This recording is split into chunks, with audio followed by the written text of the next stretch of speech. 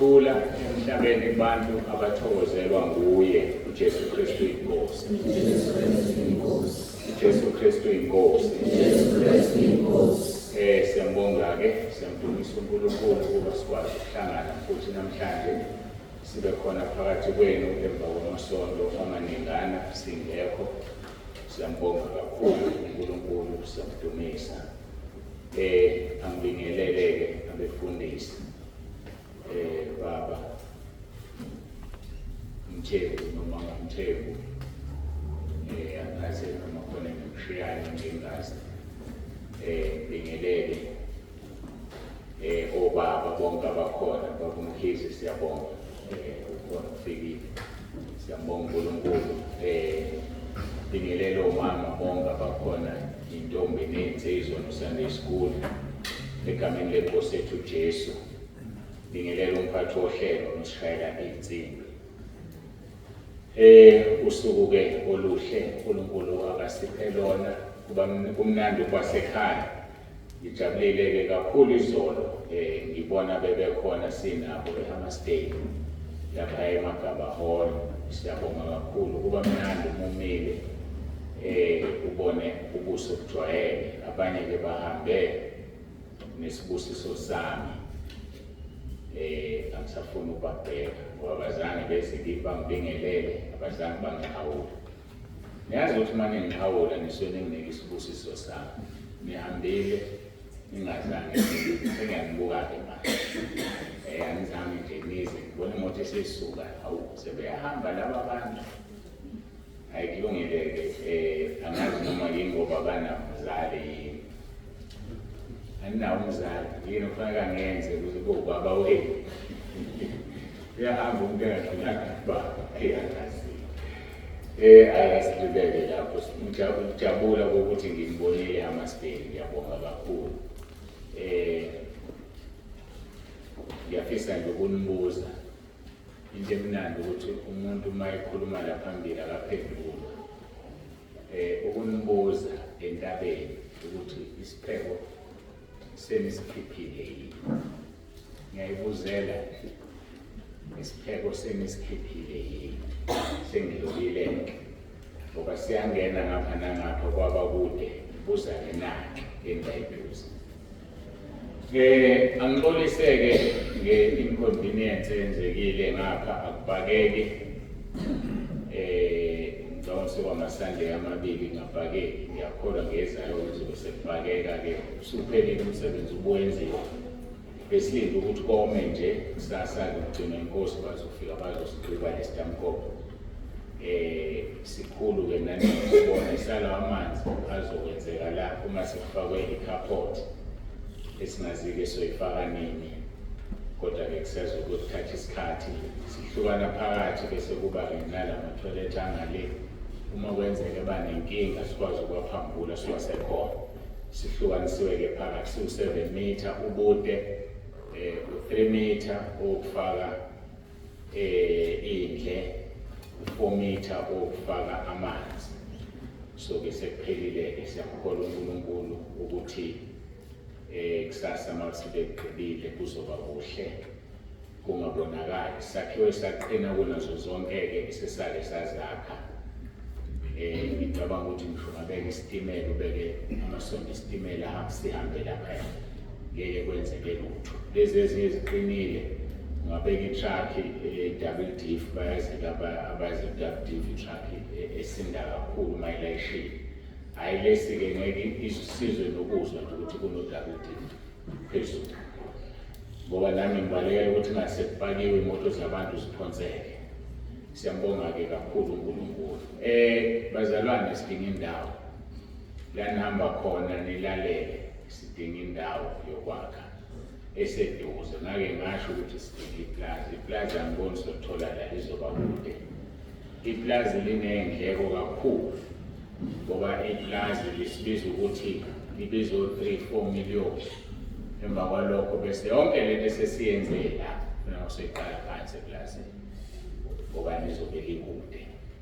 Kanti uma singathola indawo la eduze kulula ukwakha indlu yokukhonza kuphela enkulu ezolayisha 15,000 wabantu bese bebuya bezolala la. yabona ukuthi indlela zizukwanda, so nisibekele indlebe-ke siyafisa ukuthola indawo enkulu. Abantu banazo iy'ndawo, uNkulunkulu wethu umbekile. Anginayo imali encane enginayo uNkulunkulu, kodwa engikwazi ukuthi uma ngiguqa ngivuleke uyanginika. Uma ebona ukuthi ngiyayidinga, akaze unginike engiyayidinga. Uma ngicela u-10 million ebona ukuthi ngiyawudinga anganginiki, kodwa uma ngicela u-10 million ngingawudingi ngeke anginike. Into ofuna siyiqonde njengabazalwane ukuthi uma ucela into ongayidingi uNkulunkulu ngeke akunike, bese uphatheka kabi ukuthi akakuphenduli, kanti ngoba uyabona ukuthi wena uyidinga. So-ke sicela imali esiyidingayo asinike, sicela izinto esizidingayo asinike. Mayibona ukuthi awukudingi ngeke akunike. Le nto ifana nani nengane yakho uma ina 5 years ithi baba ngithengela imoto, noma ngabe unemali eningi kanjani ngeke uyithengele ingane ene-5 years imoto. Okokuqala izokwazi ukuyidrayiva, okwesibili ayidingi, isencane, gibela kuwena iye la ufuna ukuya khona. So kunjalo-ke nakuNkulunkulu. So-ke ngiyadlulisa-ke isizwele uma kuney'ndawo, uma uphuma ubheka le koNhlanzini akhona amabala athize avulekile. Kunje indawo yaseNhlanzini yabona kanti enye yayinamanzi kakhulu, kodwa nje siyayidinga indawo. eNhlanzini akude kakhulu, ungakhonzwa ubuye uzolala la. Kodwa uma ngabe kutholakala iplaza, amaplaza ngiyabona kumbangene koshowe, so indawo yokubhekeleka ubiza ufuna siqale phansi yonke le nto le, bese siyithini-ke le. So inkinga-ke le, kodwa-ke siyamkholwa uNkulunkulu uzolenza isu lakhe, yena akahluleki. Ayike angidluleke lapho. Siye enkonzweni yanamhlanje. Ngiyabona kunesidlo la, kusho ukuthi inkonzo yesidlo esizoya kuyona. Ngicabanga ukuthi akukho kusalayo. What a mighty God we serve. What a mighty God we serve. What a mighty God we serve. What a mighty God we serve. What a mighty God we serve. What a mighty God we serve. What a mighty God we serve. What a mighty God we serve.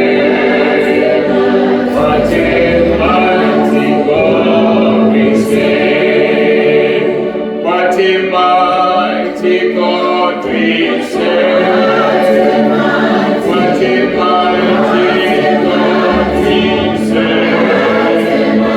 What a mighty God we serve. What a mighty God we serve. Abesikhuleke.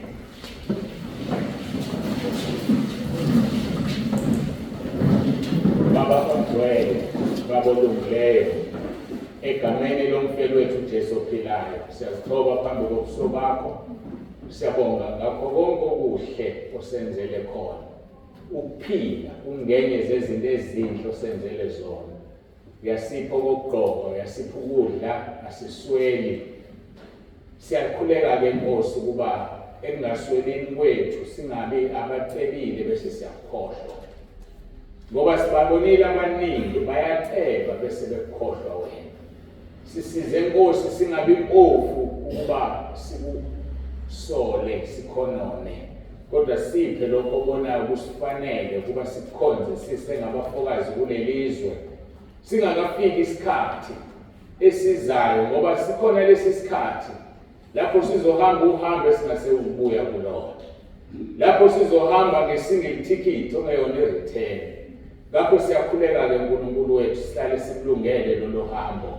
Siyakhuleka Nkosi sisekulokhu ukuphila, sinikeze izikhali esizidingayo endleleni yethu, ngoba noSathane akathule, uyalwa, kodwa wena wamnqoba, ingakho nathi simnqoba.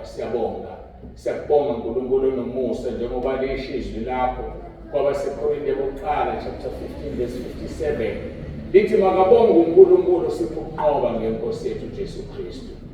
Siyabonga Nkosi. Qhubeka kube nathi kule nkonzo ngomoya wakho oyingcwele. Dumo lonke sikunikeza wena, simelana nakho konke okumelene necebo lakho. Ngoba kukho emhlabeni ezulwini nangaphansi komhlaba ongavimbela icebo. Siyabonga uJesu Kristu inkosi. Amen. Sizovula amabhayibheli ethu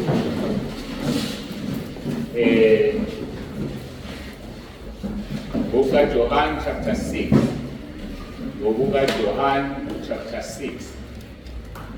Imangaphazami ngokudlule sifunda noma sisenkonzweni esidlo safunda kuye uJohn chapter 6. Angisakhumbula kahle ivesi esagcina kulona. Kodwa ngizoqala kuverse 53.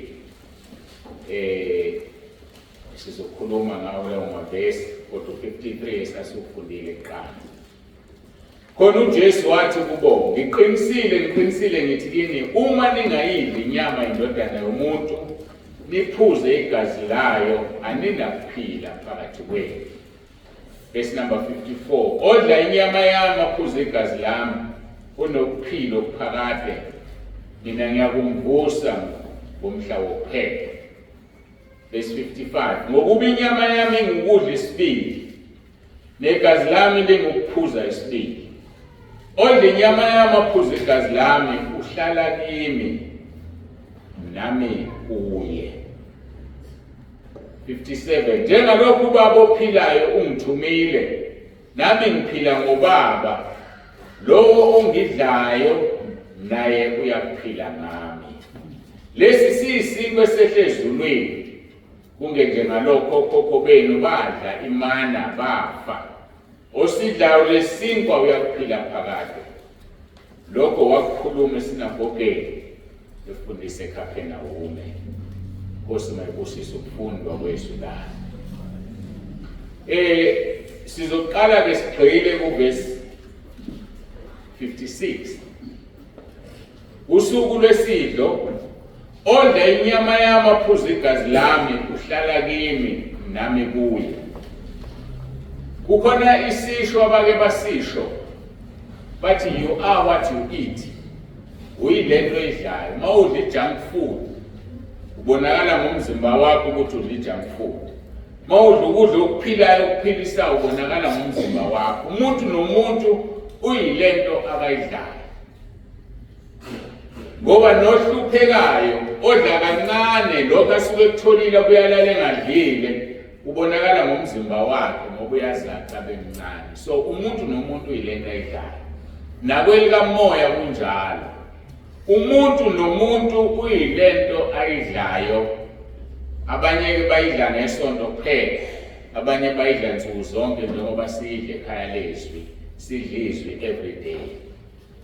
Umuntu kamoya uyilento wena umfida yona. Umuphani umuntu kamoya okuwena ngaphakathi na. Yini akayidlayo? Uthi ke uJesu sobabona ngezithelo zabo.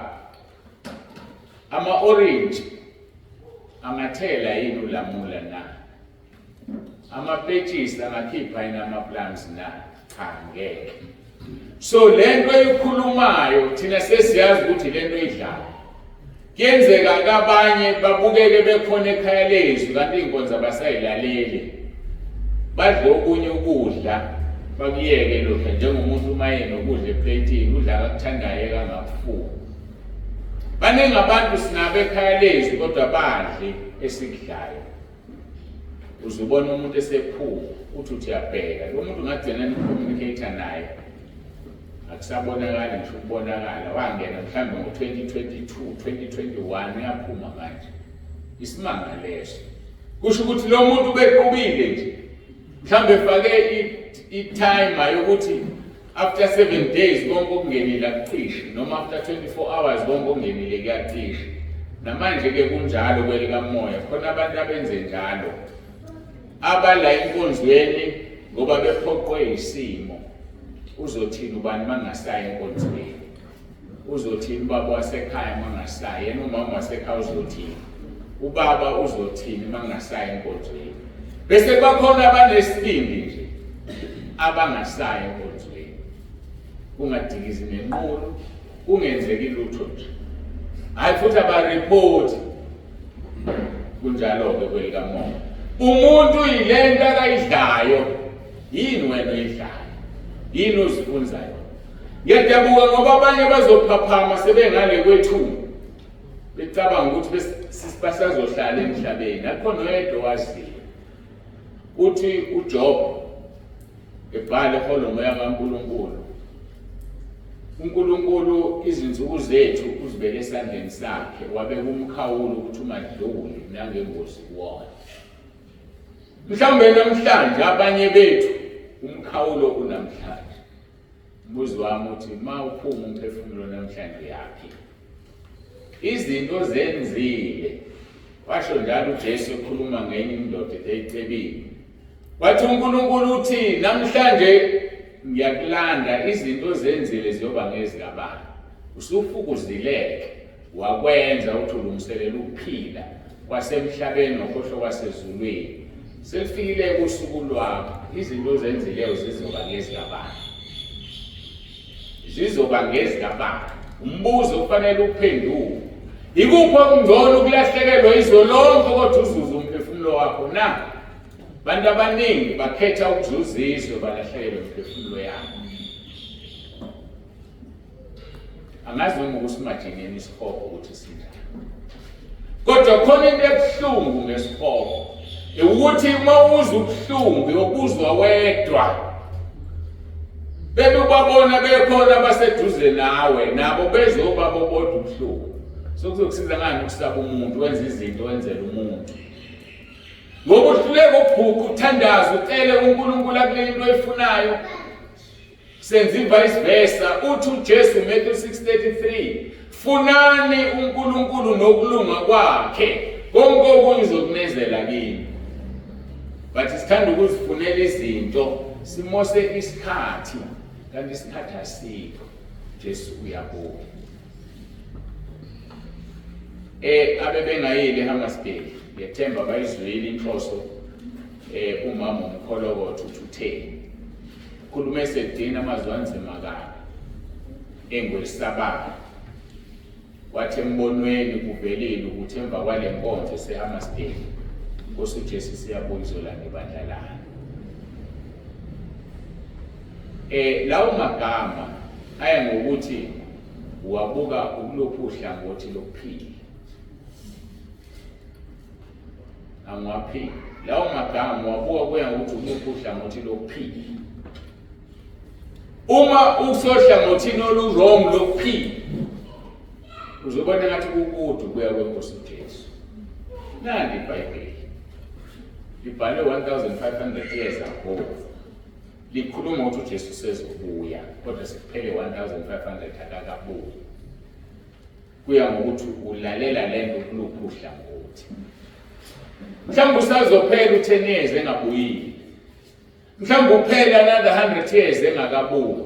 Kodwa iqiniso lithi wena wazi uhamba nini. Ngoba akekho ozokomela uthini njengentethe. Hayi siyahamba. Nocebe kangakanani, nohlupheka kangakanani, nozethemba kangakanani uyagoba mase kufika usuku lokuhamba emhlabeni. Hayi uyagoba usuku lokuhamba luyinto ebuhlungu endlela emangalisayo. Ngoba ngeke lufike ngokuthanda kwakho. Ngeke futhi uliqoshe ngokuthanda kwakho. Uma bekunjalo ngabe siyazenzela. Ukugule kube nzima. Ungagula umphefumulo ogula inyama. Uhlulwa yini ukuphuma kulo mphefumulo. Uhambe kodwa uye ekhaya ezulwini ngoba sikafika isikhathi sakho. Uhlulwa yini ukushintana nomfowenu noma nodade wenu uthi hayi uzozo lento engizwa ke ngiphume ngize kuwe. Kufana nalento bekhulunywa ngayo ekseni komunye umsakazo wesingisi ukhulunywa ngokudonate igazi.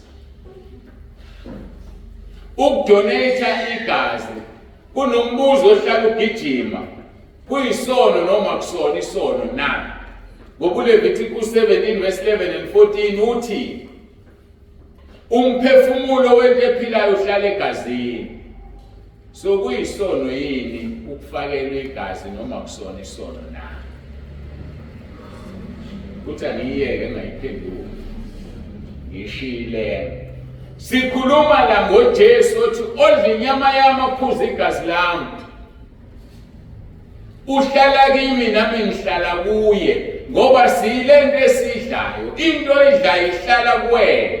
Ungayikhipha ngasese toilet kodwa isalile leli ezophilisa umzimba wakho noma ezobulala umzimba wakho.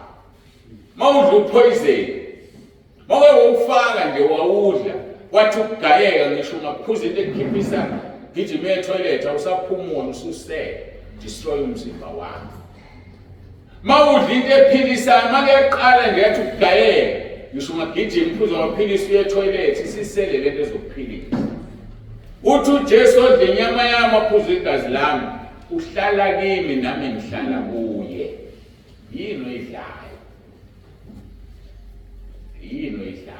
Igazi likaJesu liyahlala kuwe.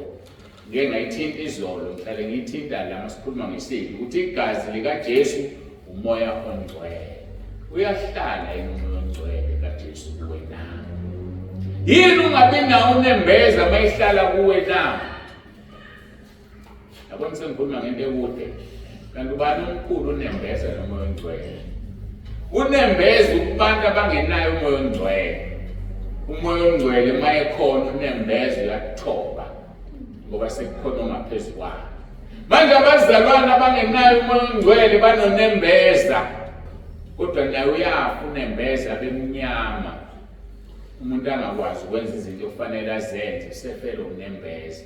Letha lo ngeke ahlwithwe ngoba bohlwithwa abanomoya ongcwele kuphela. Mawungenayo umoya ongcwele ngeke uhlwithwe. Abantu abaningi bamdabukisile umoya ongcwele. Sizodla isidlo manje. Okuwuphawu lokuthi siphuza igazi likaJesu, igazi likaJesu umoya ongcwele. Abasekorinte uqala chapter 11 qala 23 libeka kuqala ukuthi uwahlukanisa umzimba kaKristu. Ungadli isidlo senkosi ungekho ngcwele. Ngoba mawusidla isidlo senkosi ungekho ngcwele uzifaka enkingeni yokwenza isono ongayuthethelelwa kuso. Ngoba uhlambalaza umoya ongcwele akayuthethelelwa kuleli nakwelizayo. Matthew chapter 12 usho njalo. So bekuyokusiza ukuthi uzihlolisise ngalesi sikhathi. Ubone ukuthi kufanele yini usidle isidlo senkosi. Bekuyokusiza ukuhlehla nempilo yakho ubuke ukuthi awukaze ngisidle isidlo senkosi ungazihlanzile phambi kaNkulunkulu na. Kungaba ukuvela usentabeni noma ubukwelinye ibandla. Akuhlukile kuyafana. Uma udla isidlo senkosi ungekho ngcwele unecala legazi nomzimba kaKristu. Uzosizwa ubaningi, uzothethelelwa ubani, uzogezwa ubani uma wone kumnikazi othi odla inyama yami aphuza igazi lami uhlala kimi nami ngihlala kuye na. Uthi ke njengalokhu babengithumile njengokuba bophilayo ungithumile nami ngiphila nami ngiphila ngobaba lowo ongidlayo naye uyakuphila ngami. Inkosi uJesu iphilile emhlabeni yaphila ngoyise uJehova Sebawothi. Uthi ke nathi masimudla sizophila ngaye. Uyisinkwa sokuphila. Sinkwa sokuphila izwi likaNkulunkulu.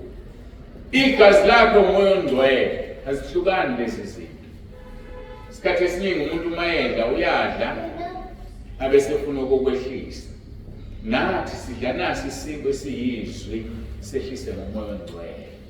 Ngoba mawulifunda izwi ungenayo umoya ongcwele ngeke usizakale. Uzodinga ukuhumusha ngendlela eyanelisa wena ongeyona lefuna uNkulunkulu. Bangathi-ke uNkulunkulu angaba nomusa phezu kwethu sonke.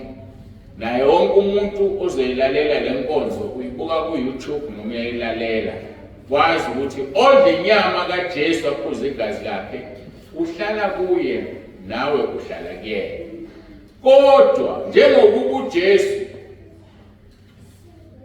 ethi ubaba ophilayo ungithumile, nami ngiphila ngobaba, lowo ungidlayo naye uyakuphila ngami. Immediately udla uJesu njengoba isinkwa sokuphila, eyigazi elihlanzayo ngumoya ongcwele, uma wena uphila ngaye automatically uthunyiwe. Angazi umlaliswa uthi uJesu njengalokhu ubaba ophilayo ungithumile, nami ngiphila ngobaba, lowo ungidlala nawe uzophila nami. So akazufika uJesu adluyisa aphile ngoyise athunywe, wena udla uJesu uphile ngaye bese ngakuthuma. Ukuthumile umbuzo omkhulu ukuthi uyayenza into oyithunyiwe na, noma wenza okuthandayo. Ngoba sithunyiwe bazalwane, yokubuhlungu ufika phambi kwesihlalo sokwahluleka, utshengisa umsebenzi obekufanele uwenze wena ukwenzanga. Wawenza wangawenza ngobungcwele. Qale kusiya umuntu Jeremiah 48 verse 10, ogodla inkemba yakhe egazini. Ugodla inkemba egazini ukuthi uma ubona umuntu ona ungamtsheli, uthule uvala umlomo wakho. Kulula-ke lokho. The worst thing ugodla inkemba yakhe egazini ukuhluleka ukuphila impilo ezokwenza umuntu abone impilo yakho enoJesu aphenduke. Ngoba umazi lowo muntu uyombona eseshe esihogweni kuthiwe kungenxa yakho, ngoba wagodla inkemba yakho ewukuphila. Lo muntu akakubonanga ukuphila, athi uNkulunkulu ngamdalile ukuthi osindiswa ngenxa yokuphila kwakho, ngamdalile ukuthi umthatha umfake ekhaya lezwi ngaphandle kokuvula umlomo ayikhulumela athi awesibani bani impilo yakho ngiyayithanda, udla uphila, bese umtshela ngekhaya lezwi. Awukwazanga ukumtshela ngoba wahluleka wagodla inkemba yakhe egazini. Lithi izwi lenkosi kuqala kusiwe lo muntu. Injani inkambo yakho omakhelwayo? Bayakwazi ukuthi usindisiwe. Injani inkambo yakho kosebenza nabo? Injani inkambo yakho emndenini wakho, ehlotsheni zakho? Injani inkambo yakho kuma-customer akho? Ayazi ukuthi ukhonza uNkulunkulu wena, noma ngoba sekuyi-customer sebenza noma yini ngoba ufuna imali? Luyeza usuku oluvutha njengeziko, Malaki chapter 4 verse 1, liyobashisa bonke abaziqhenyayo lingabashiyeli impande nagatsha. Mhlawumbe sicabanga ukuthi kuyadlala, isikhathi sokudlala uma sake saba khona siphelile. Kodwa ngithi mina sikaze sibe khona isikhathi sokudlala, isikhathi esikhona sokukhonza uNkulunkulu. Athi kuverse 58, lesi siyisinkwa esehle ezulwini, kungenjengalokho okhokho benu badla imana bafa, osidlayo lesi sinkwa uyophila phakade. Yasidla lesi sinkwa na, uma usidla phuza negazi phela ungaliyeki elimumoya ongcwele. Ngoba uma ungenayo umoya ongcwele, ngikusho engathi mhlawumbe ngiyadlala, ngeke uhlwithwe. Umoya ongcwele uyena ozokwenza uhlwitheke. Mhlawumbe uzozwa kangcono kule nkonzo esiya kuyona. Mhlawumbe uzozwa kangcono uma ngithi umoya ongcwele uzokwenza uhlwitheke. Yafuna ngikutshela imfihlakalo engizophinde ngikutshele yona manje enkonzweni ngasesiqala. uJesu wahlwithwa ngomoya ongcwele. Uma ngabe wangenayo umoya ongcwele, uJesu engeke abuyele ekhaya ezulwini. Uma ngenaye ahamba ngomoya, uJesu akanawo amaphiko afane ngempilo sesinamaphiko. uNkulunkulu wethu uBaba akanawo amaphiko, Jesu akanawo amaphiko. Abangcwele asebesezulwini abanawo amaphiko, kodwa baya noma ikuphi la bethunywa khona ngoba bahamba ngomoya ongcwele. Umoya ongcwele awuhlali lapho kungcwele khona. Ngakho-ke ungaqali udla isidlo senkosi ungazingcwelisile, ngoba uyofisa ukuthi ngabe kungcono ukuba uzalwanga njengoJudas Iscariot. Judas Iscariot wafisa ukuthi ngcono bazalwanga, wakhetha ukuthatha intambo bayozihenga waqhumisisa izibilini zakhe zavela obala. Isidlo senkosi siyahlonishwa, siyalalela lesikudlo sikhulele.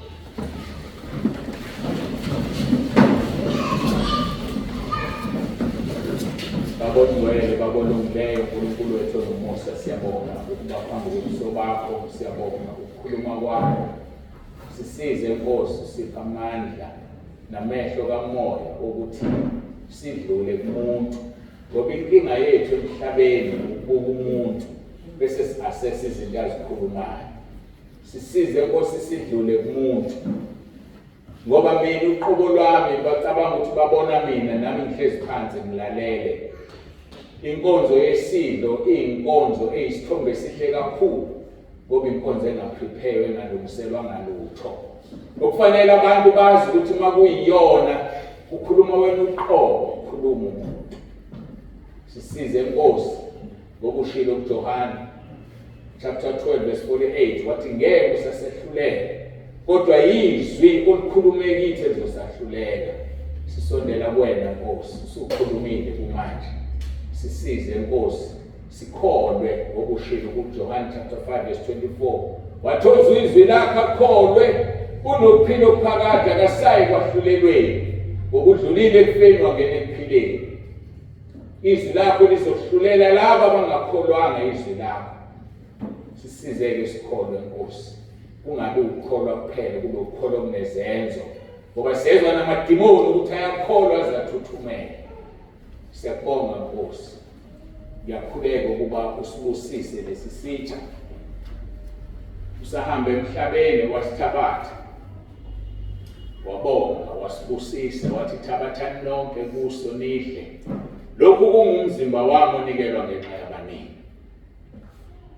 Ngisiletha phambi kobuso bakho Nkosi, sibusise lesi simo, busise leli gazi, leli wayini libe igazi lakho kusukela manje, ngoba usinikezile lawo mandla ukuthi sikubophe emhlabeni koshwe ezulwini. Matthew 16 verse 19. Ngegama likaJesu lesi sidlo singuqobo. Sisize Nkosi, sisihloniphe, sizihlolisise, sibone ukuthi kufanele sisidle. uJesu Kristu inkosi. Amen.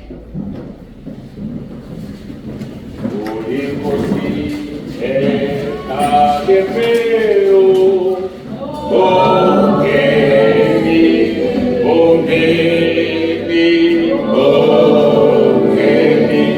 uJesu uyinkosi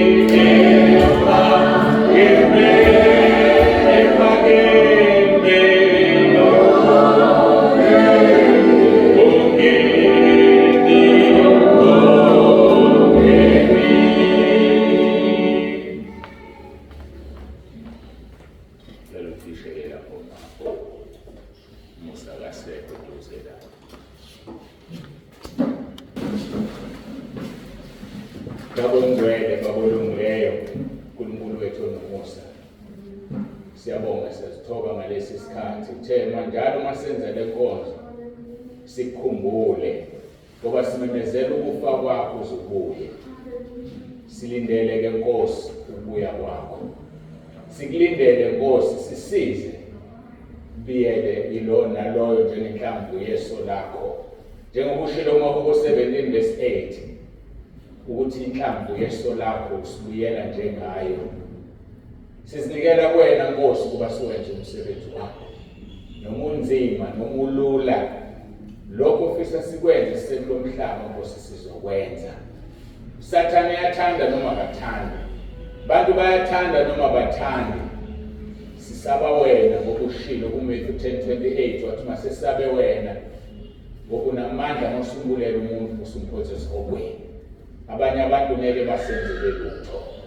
Siyabonga Nkosi bakanye nathi siqhubeka nale nkonzo yesibili manje iba phakathi kwethu uJesu Kristu inkosi. Amen. Ngikhumbula uJesu umjengi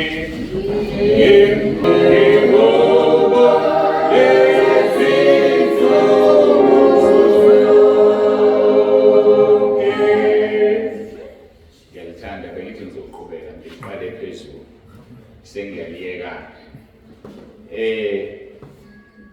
umfundisi uMashile uDonald wakonibingelela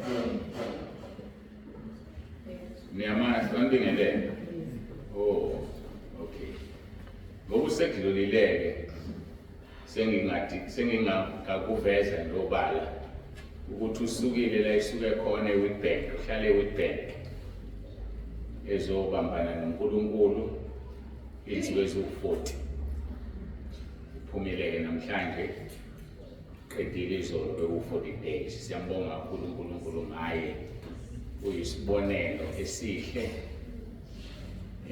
njengoba nimbona-ke nithe niyamazi angithi sukuma umfundisi bakubona sukuma nje ume lapho bakubona indoda fresh ephume ebambaneni noNkulunkulu 40 days hlala-ke baba kulungile ufike la no-25 ngaze ngifike ngosuku ka-25 noma ukuqalela usizongizumbuza siqhubeke kodwa nje uqedele u-40 days wakhe la ehlezi laphaya ekhareke la kulala khona abantu besilokhu-ke sithintana ngoba phela usathane uyinungu singaze sithi umuntu ukhona uhleli usabambene noNkulunkulu usehambile usesekhaya ezulwini sithi sehlasiya sizombona awu dala umuntu agoduka sisemhlabeni umuntu obeseyabosha ukuthi esavelela umuntu laphaya siyambonga kakhulu uNkulunkulu imkhumbuleke emkhulekweni yenu usebuyele emuva kusasa lingakaqini nakahle kodwa-ke kufanele abuyele emsebenzini siyambonga-ke kakhulu uNkulunkulu bengidlula nje-ke kulokho ngoba abanye abakaze bawubambe u-40 days bawuzwa ngendaba ukuthi cha umuntu uyawubamba u-40 days ephila ngamanzi kuphela nansi insizwa isiphuma khona wena-ke wakho uzokubamba nini ubamba nini uNkulunkulu yazi ukuthi ukuzila ukudla kuhambisana nenkinga yakho kuqhamuka abantu la ekhaya lethu athi ngiyahlupheka baba la ekhaya asisebenzi uNkulunkulu akaphendule silongibamba o-3 days ungabamba o-3 days kungasebenzi umuntu ekhaya inesikhathi sokubamba u-40 days inkinga yakho idetermines ukufuna kuyibamba umama ohlushwa yindoda iyaqonda ilala ekhaya inentombi abesethi usebamba u-3 days claim indoda yakho emadimonini uzila ukudla 40 days abantu balibele ukudlala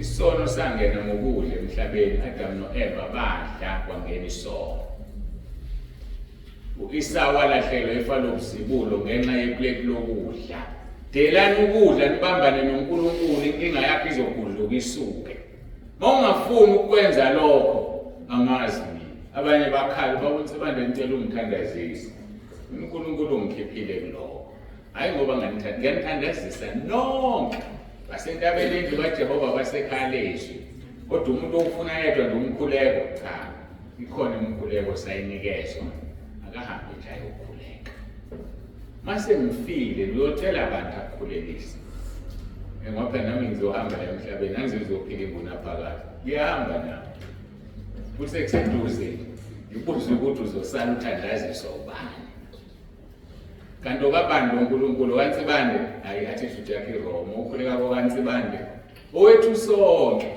so mako wethu sonke sinelungelo lokuya kuye sonke nje hayi angilungela sengithandazile siqedwe inkonzo yesidlo sizovula amabhayibheli ethu baseKorinte bokuqala chapter 6 siqhubeka no-part 2 wenkonzo yaseHammersdale siqhubeka no-part 2 wenkonzo yaseHammersdale besina izolo sofunda amavesi amabili uvesi 2 novesi 3 ithimi yakhona ithi abangcwele bayokwahlulela izwe abangcwele bayokwahlulela izwe nezingelosi sengiyashiyele ingelosi sohlulela izwe ney'ngelosi bafowethu ngakho-ke asibe ready sikulungele lokho abangcwele ungcwele yini wena na verse 2 no verse 3 anazi yini ukuthi abangcwele bayokwahlulela izwe na. Kepha uma izwe lahlulelwa yinina, anifanele ukunquma namacala amancane na. Verse number 3. Anazi yini ukuthi siyokwahlulela izingelosi na? Kakhulu-ke okwalokhu kuphila. Uma sohlulela izwe sihlulele ney'ngelosi, sihlulwa yini ukunquma ngezinto zethu njengebandla? Sihlulwa yini ukunquma njengezinto zethu njengebandla? Ukhumbula ukuthi le ndaba uyikhuluma uPawulu usuka laphaya kuvesi 1 ekhuluma khona ngobufebe baseKorinti. Ukuthi bahluleke ukumela uJesu, bahluleke ukunquma indaba.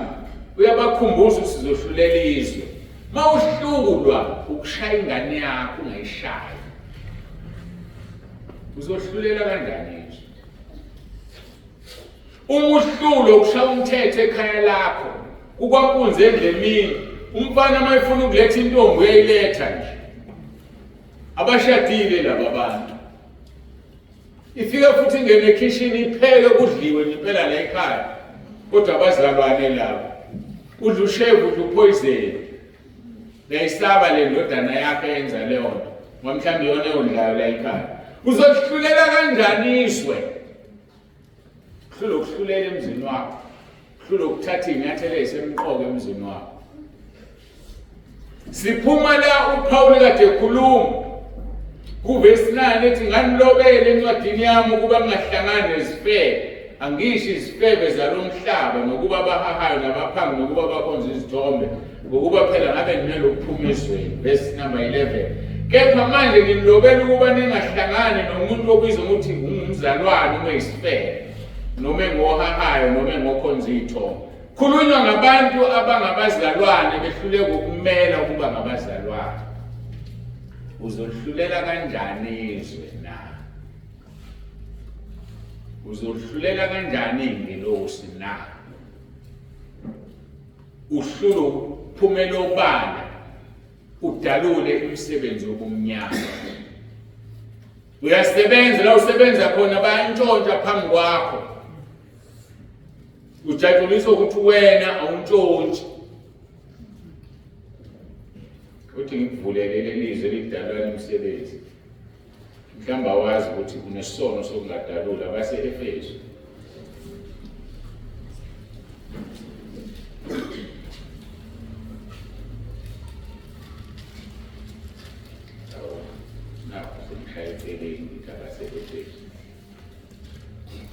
Ephesians chapter 5, verse 11.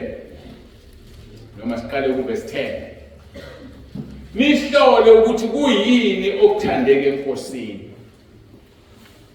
Yiba umzalwane okwazi ukuhlola ukuthi yini ethandeka enkosini. Verse 11. Ningahlanganyeli imisebenzi yobumnyama engenazithelo, kepha kunalokho niyidalule. Kuyiso ukuthi usebenze emsebenzini bantshontshe izinto ubhekile, uhlaba inhlaba.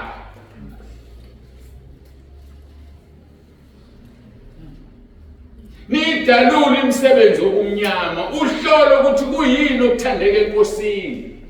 Iyathanda yini inkosi uma wena emphambi komehlo akho ubone kwenzeka izinto ezi-wrong? Emzini wakho kwenzeka izinto ezingalungile, uthule.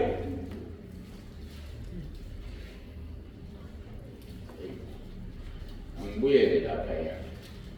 Uzohlulela kanjani izwe ney'ngelosi na? Mina ngifuna ukukutshela into eyodwa. Nina nonke nilaphambi kwami njengamanje, ngonihlulela ngomusa kaNkulunkulu ngikhombe esihogweni. Uma ungafuni ukuphila impilo engcwele, ngoba engenesena sisihe uyosikhipha uNkulunkulu singabibikho. Bengiyojabula amasobabili nenkosi uJesu sihlulele izwe, ungabi sezweni elihlulelwayo, ulizwile iqiniso.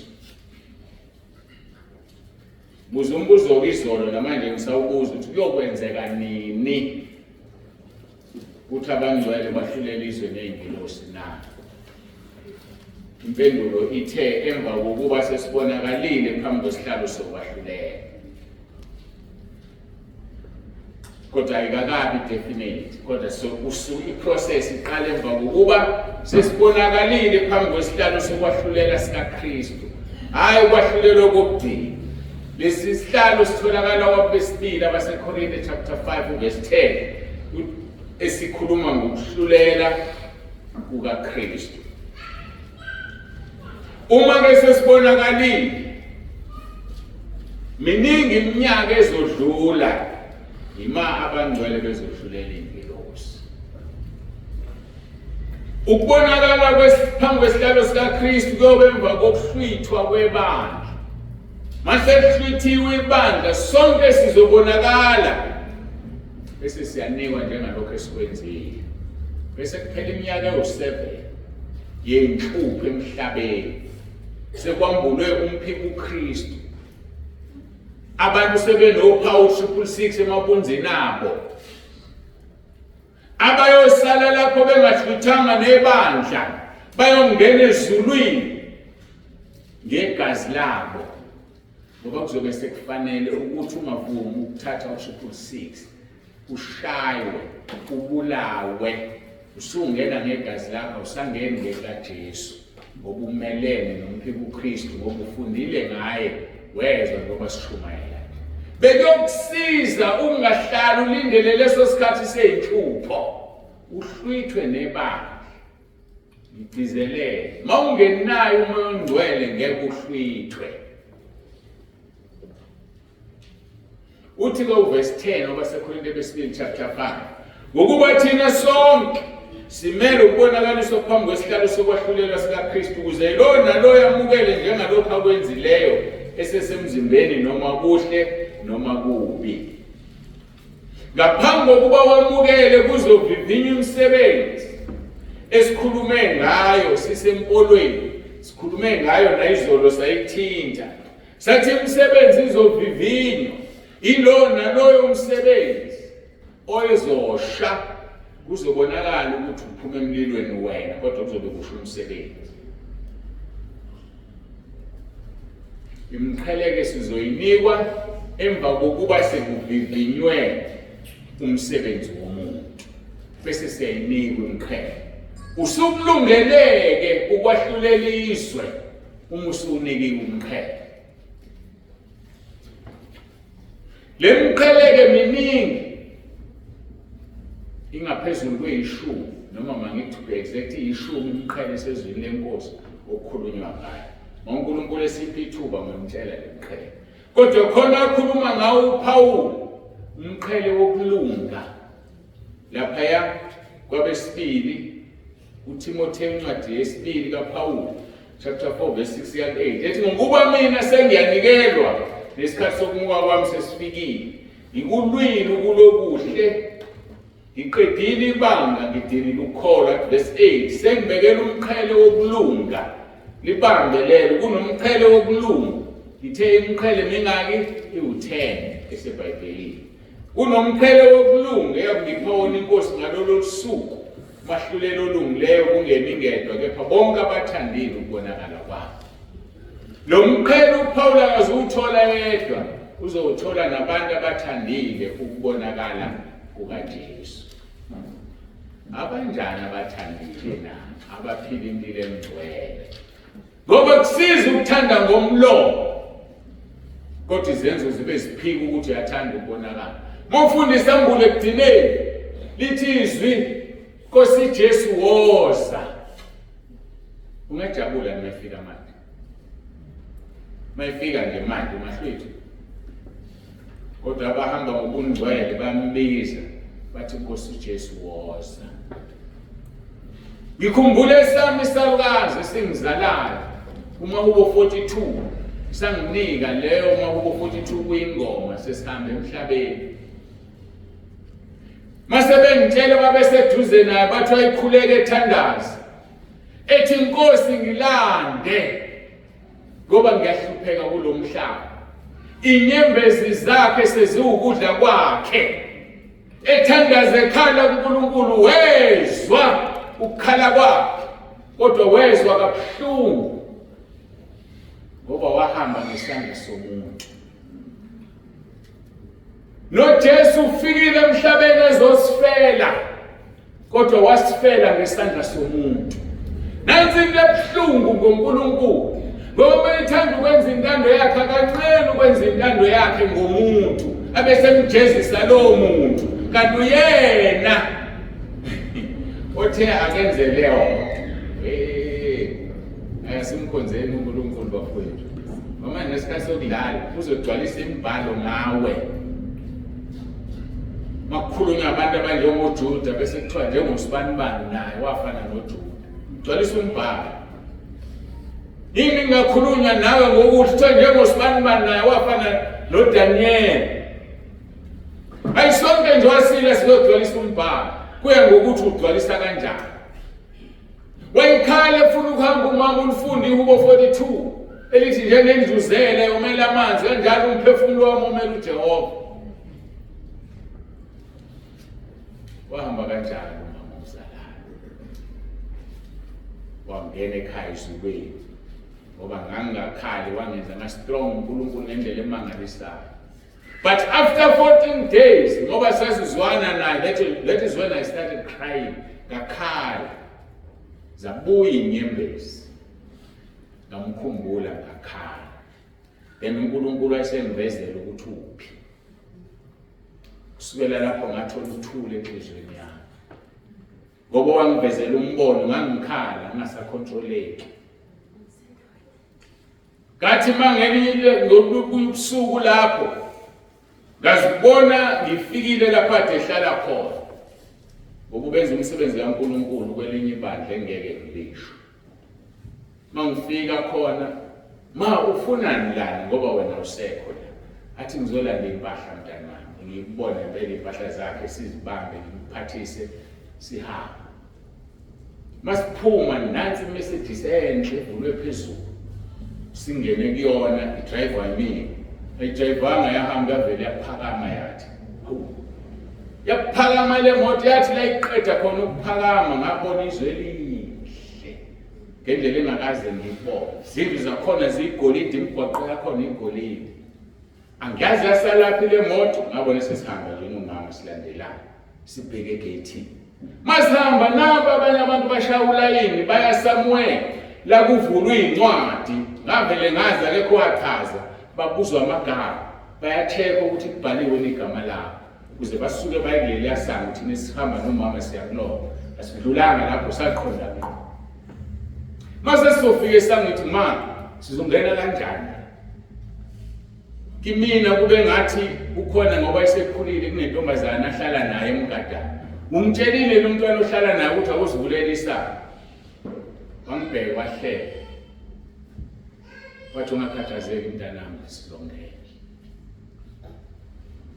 sahamba sithema sifike esangweni laqala lavuleka thema livuleka legolide ngaphaphama kwavele kwacaca ukuthi ngiyakholiswa ukuthi umama ukude ngabonga ngambonga uNkulunkulu ngangingakhona ngambonga uNkulunkulu yaqala lapha impilo yami ukushintsha ngakho-ke engizama ukusho asimkhonzeni uNkulunkulu bafowethu simfune senokuthola simbize seseduze omuba ishidle lakhe ngoba siphelile isikhathi sokudlala kuzona isikhathi sokudlala lesi bahlezi-ke ezulwini noPawulu baseParadise balinde ukuhlwithwa kwebandla ngoba mase kuzohlwithwa ibandla bazovuka sohlwithwa nabo lithi iBhayibheli asiubandulela abaleleyo kodwa ibona bayovuka kuqala nemizimba enenkazimulo bese uma sisaphila siyaguquka sifane nabo bese sihlangane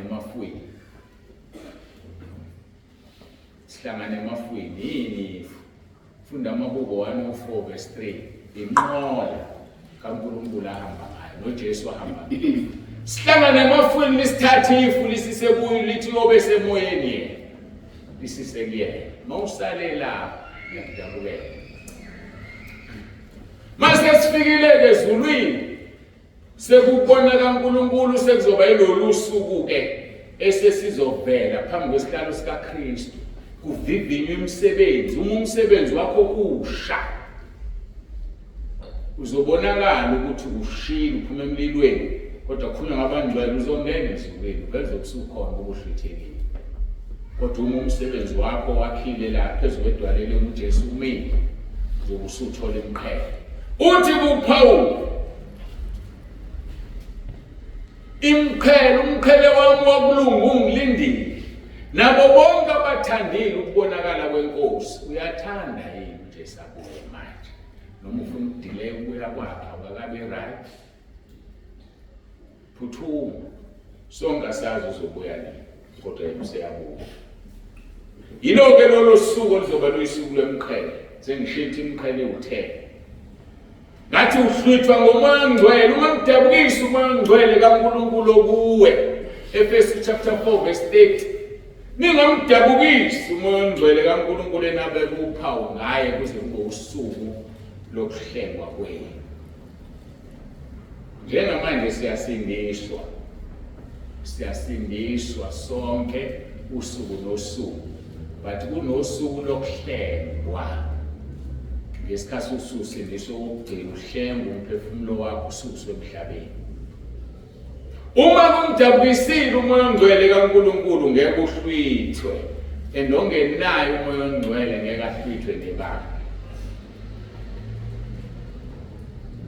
AbaseRoma 8 verse 11 lilicacisa kahle lento. Uthi umpostoli Paul mayibhalela abaseRoma ngeholomo kaNkulunkulu, uma-ke umoya waloyo wavusa uJesu kwabafileyo ehlala kini, yena owavusa uKristu uJesu kwabafileyo uyakuphilisa nemizimba yenu efayo ngaye umoya wakhe ohlala kini.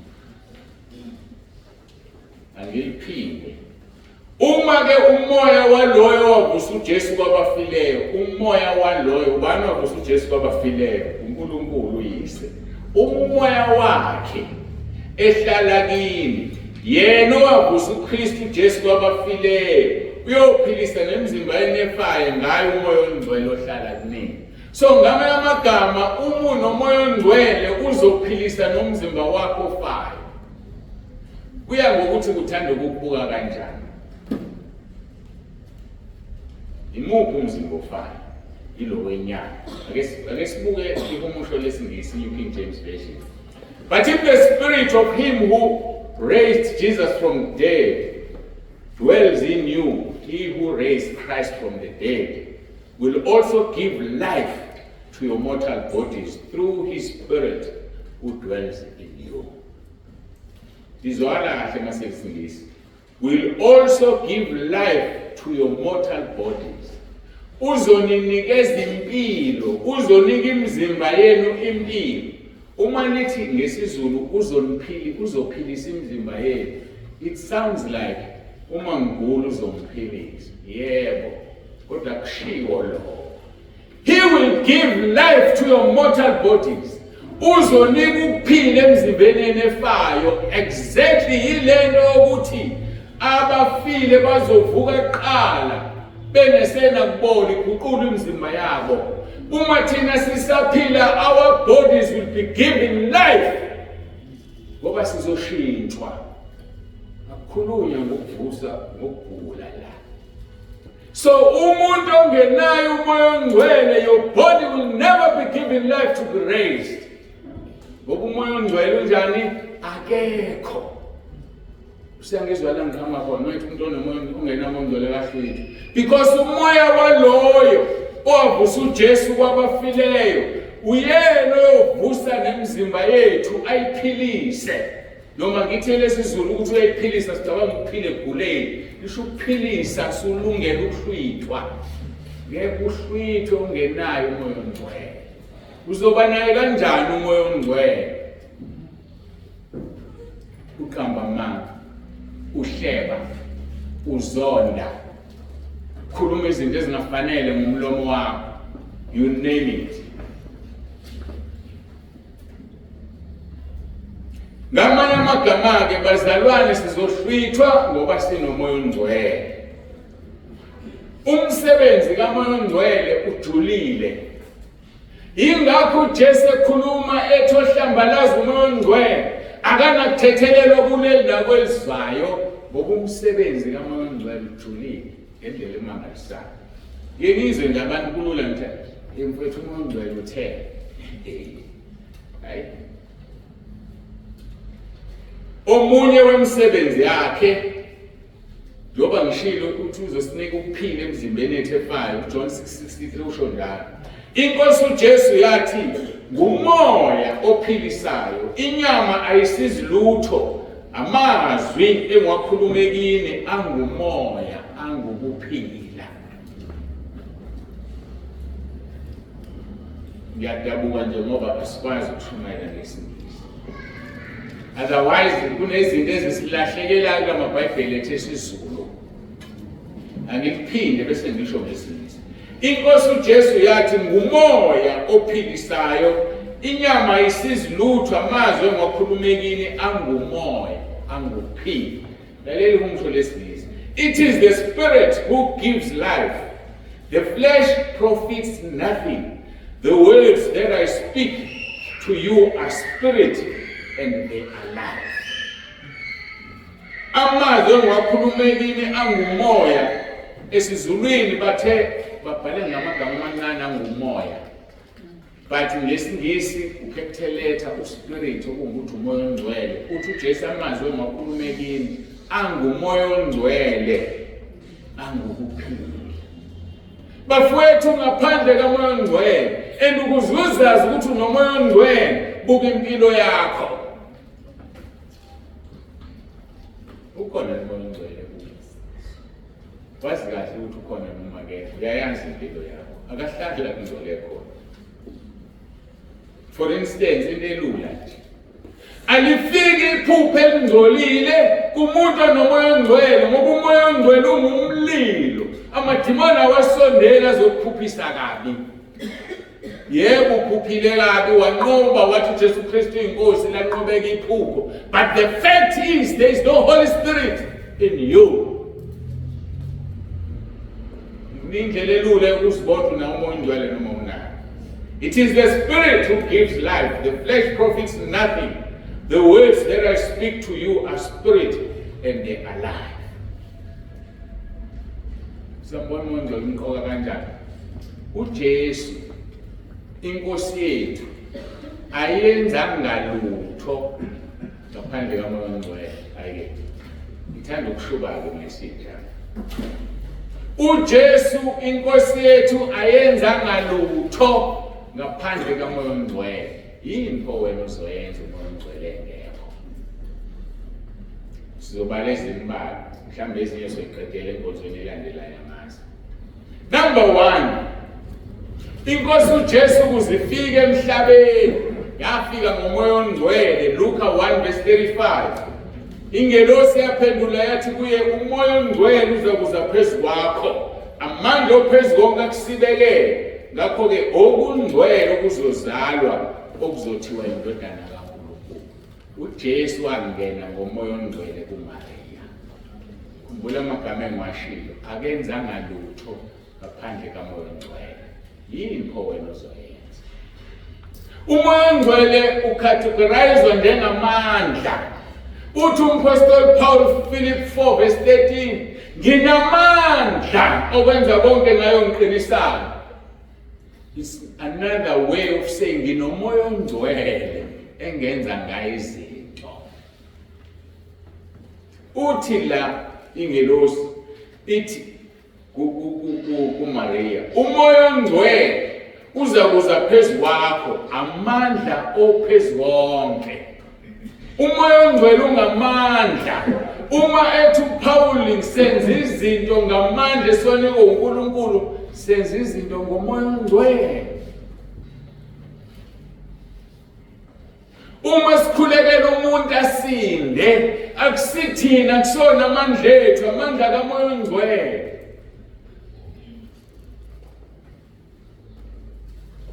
Number 2, mbala izinto ezenziwa uJesu ngomoya ongcwele.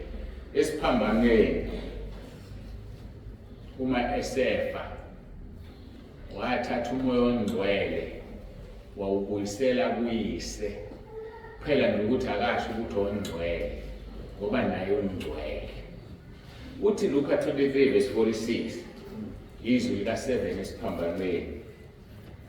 uJesu wamemeza ngezwi elikhulu wathi, Baba, ezandleni zakho ngiyawubeka umoya wami. Eseshilo lokho wafa. Konke ngifisa siphawule la. Umuntu onomoya ongcwele akafi. Kufanele kuphume umoya ongcwele kuqala bese kulandela umphefumulo. So uJesu uthatha umoya wakho ubeka kuyise wayesefa ngoba engeke afe. Umoya ongcwele khona, umoya ongcwele gives life to our mortal bodies. Jesu akenzanga lutho. Ngenxa yokuthi indodana kaNkulunkulu wawuthatha umoya ongcwele wathi Baba ezandleni zakho ngiyawubeka. Wayesefa. Ngeke sife umoya ongcwele engaphumile. Mayiphuma umphefumulo uyalandela. Akakwazi ukufa kusekhona umoya ongcwele kuye. Uma esembekile umoya ongcwele, that is when umphefumulo wakho uphuma. Abanye ngabazi ukuthi umoya ongcwele igama lakhe ubizwa ngokuthi umoya kaKristu. Umoya ongcwele, umoya kaNkulunkulu, umoya kaJesu, umduduzi, uthimeli maningi amagama akhe. Kodwa ngifuna ukuqhelalela ukuthi umoya ongcwele umoya kaJesu. AbaseRoma 8 verse 9. Kepha nina anisenyameni kodwa nikuye umoya. Uma umoya kaNkulunkulu ehlala kini. Ezwakela umoya kabani? kaNkulunkulu. Uma umoya kaNkulunkulu ehlala kini, kepha uma umuntu engenaye umoya kaKristu, ezwakela manje lo akasiyo wakhe. So igama lakho umoya ongcwele umoya kaKristu. Igama lakho umoya ongcwele umoya kaNkulunkulu. So uKristu wathatha umoya wakhe wawubeka kuyise ukuze uphume umphefumulo wakhe. Ngoba ungeke uphume umoya ongcwele usahlezi kuyena. Zwile emtheni sikhasesini. Ngeke ngayihlokoza. Ngathi uJesu wayengenawo amaphiko. Wakho ngoba ehamba ngomoya ongcwele. Nathi siyohamba ngomoya ongcwele ngesibe namaphiko. Ngoba kuthiwa siyofana noJesu. Uthini uPetro ngithathazelele ukuthi umoya ongcwele umoya kaJesu. Ngofunda 1 Peter chapter 1 verse 11. Baphenya ukuthi isiphi nokuba sinjani isikhathi asikhombayo umoya kaKristu owayekubo efakaza ngaphambili ngezinhlupheko eziqondene noKristu nangenkazimulo eyakulandela zona. Kukhulunywa ngabaprofeti ke la. Babephenya befuna ukwazi ukuthi isiphi isikhathi asikhombayo umoya kaKristu owayekubo ekhuluma ngenhlupheko zikaKristu. Kunabaprofeti engakafiki uJesu. Verse 12.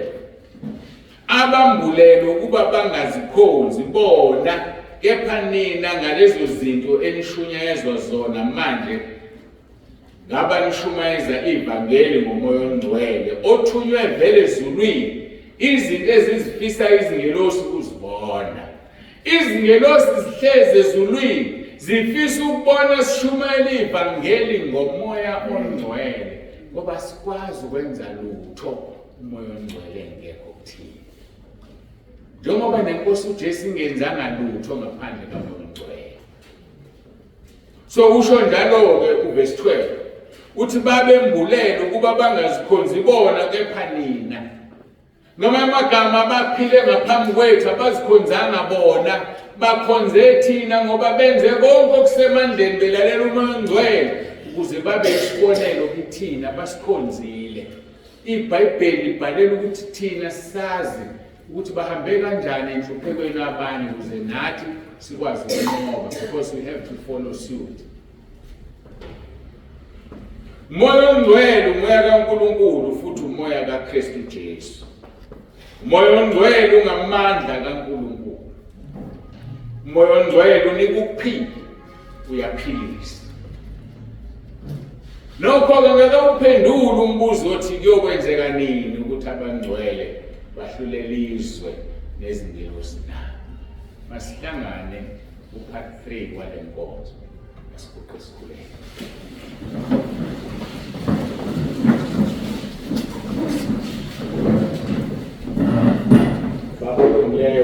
ongcwele, uNkulunkulu nomusa, siyabonga wethu lapho.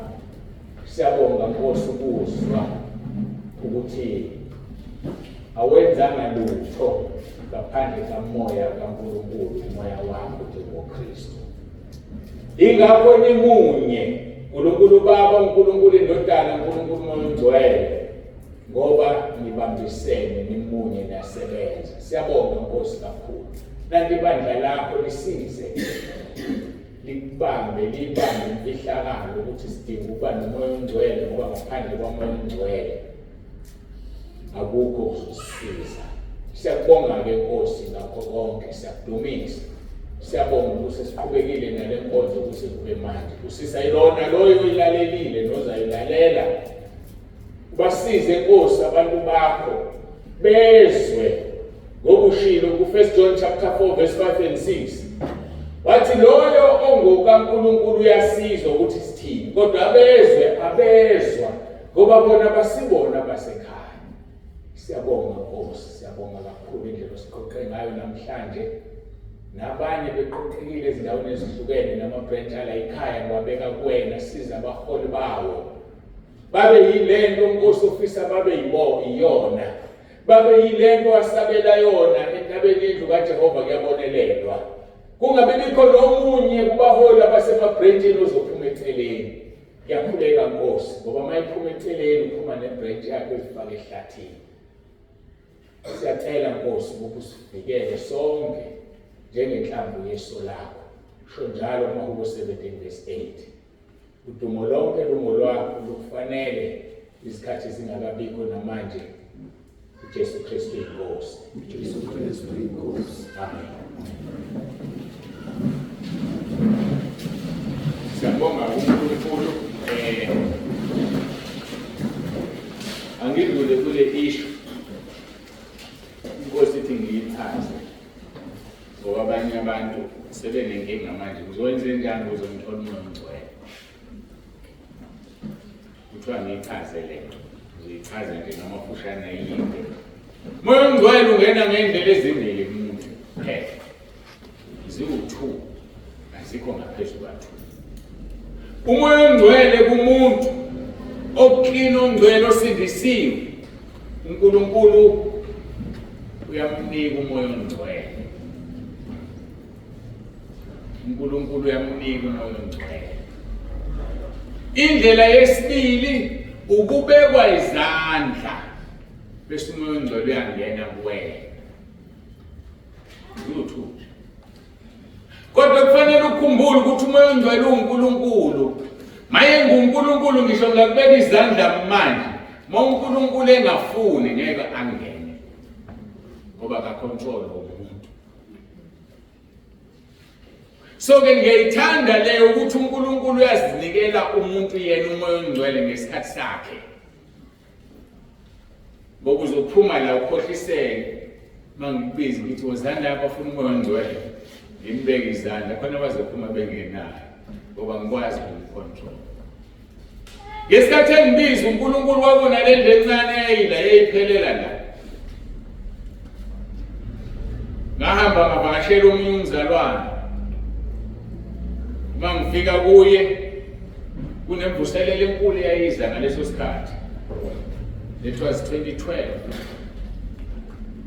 Wathi lo mzalwane babuthi uNkulunkulu angikutshela izingcwelisi le mvuselelo ezayo ayenziwanga uwena, yahlelwa uyena maphakade. Ngase ngimbuza ngathi ukuzingcwelisa okwenzani. Nganginonyaka wodwa ngiyumfundisi ngingakazi nami izinto eziningi. Wayeseyihlanga namamazi baba. Ngasha umncane umthandazo. Ngafika izwi ngithamvuma izona. Ngambuza ngayivuma izono kuwe na? Wathi yebo. Wathi ngathatha 3 hours. Ngahlala ngayibala wathandaza.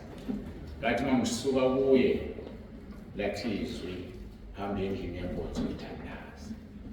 Ngangena la ngakhiya ngiyona le lembuzo. Iwashe lahlala udongeni olwalunga. Ngikhumbula isikhathi kwaku-3. Kwakuney'ponje esasinazo la ezingamaplastiki ezokulalisa iy'ngane uma kusenkonzweni ngahosha esisodwa ngaguqa ngazidina mguqa angazi lutho lwenzeka ngaphaphama ngo-4 ngibheka isikhathi u-4 sekuphele i-hour ngenda bekwenzakalani angazi kodwa engakunaka ukuthi ngijulukile ngimanzi ngingcolile kwakupholishwa laphansi ngingcolile nginopholishi kodwa ukuthi bekwenzakalani angazi ngaphuma ndifuna ngogeza phuma ngakhiya ngene emotweni mase ngibheke ekhaya phinde kufika ukuthi ake kufonele lo mama bese ngimfonela athi awenza kahle baba wafona airtime anginayo kuthiwa ngikuthethe usungcweleke ngavele ngavuma ngathi hamba ngafika ngageza ekhaya ngakhohlwa kangiba ngisho umama wasemsebenzini ngimtshela ngakho lonto bayigcine izonke ngihlale ngikhuluma kanje ngelinye ilanga uNkulunkulu useyambuka uthi ngalesi sikhathi usenkonzweni yokukhuleka ngigcwalisa ngamandla kamuntu ngichaza ukuthi umoya ongcwele akekho umkontrolayo ngingabeka izandla manje angangeni ngingayeka ukubeka izandla akunike uPetro eshumayela wathi eshumayeza umndeni kaKhoneliya behle lo moya ongcwele bengabhabhadisiwe ngoba ngomthetho funeka uvume uJesu uvume izono zakho ubhabhadiswe ngamanzi bese uthola umoya ongcwele kodwa wathi eshumayela uPetro bezwakala beqhuma ngezilimi ngaleso sikhathi ke kwakuyisign kamoya ongcwele hayi namhlanje sekubalekiwe kulo sign wonke umuntu okholwayo ukhuluma izilimi uzikhremile Paul wathi mayiphethe uPetro kushumayela wathi uPetro ubani ongala namanzi kuba laba sebemukelisa umoya ongcwele njengathi bangabhabhadiswa na ngisho sefika eJerusalem ekhipha ireport bahluleke ukumsola ukuthi ubhabhadise kanjani abantu babengakalazi ivangeli bazitshela abo bodwa bengazi ukuthi ivangeli selinikezwe nathi abezizwe uNkulunkulu wane kumndeni kaKhoneliya umoya ongcwele engabekiwe izandla so kubethe uNkulunkulu angimchazeke ngoba khona abantu sebezoba worried athi umuntu ngifuna ukubeka izandla abanye ngifuna umoya ongcwele angeke nginqabe ukubeka izandla kodwa kufanele wazi ukuthi anginawo amandla phezu kwakhe kodwa ke futhi ngeke ngibeke izandla ungadlulile kulezi stage ezisenesibaleni uvuma uJesu uvuma izono zakho ubhabhadiswe ngamanzi bese ke uthola amandla angumoya ongcwele ngiyabonga ke sengifikile esiphethweni senkonzo ngithe ngiguqile la kwathiwa ngimthethe umuntu otholakala kanjani ngoba sengishiya inkinga yabantu asebezothi siyamfuna nathi umoya ongcwele siyamfuna nathi umoya ongcwele utholakala kanjalo What a mighty God we serve. What a mighty God we serve. What a mighty